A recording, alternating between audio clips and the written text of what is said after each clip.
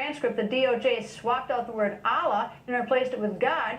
Do you even believe that the transcript the DOJ did release is accurate? That is word for word from the audio. Or do you suspect some DOJ funny business?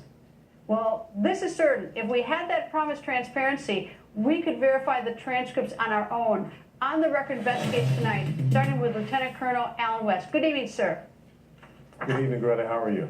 Good. Is this much ado about nothing, or are you as outraged over this transparency suggestion?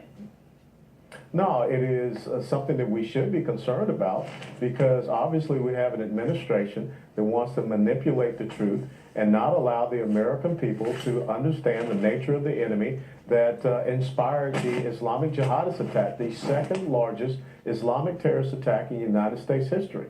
And why is it that they want to manipulate this language? Why is it that they want to redact this language? And why is it that they feel a need to, change the word Allah to God? It is unconscionable. It is something that no one should accept. And this is truly a violation of that First Amendment.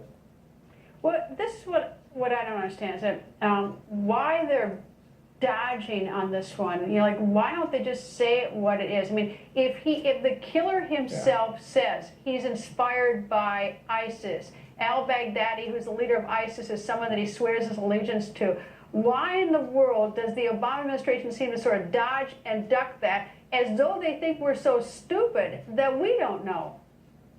Well, you have an administration that continues to obfuscate, they continue to deny, they even continue to lie about the nature and the existence of this enemy, because they want to feed us a narrative, as you saw the president, that they're having success against ISIS. Don't believe your lying eyes and what you see and what you know to be happening.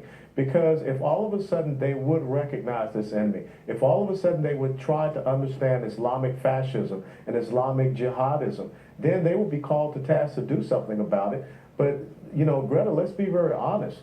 Think about all of the jihadist attacks that have occurred in the Obama administration, and we continue to hear their response is that we need to disarm the American people.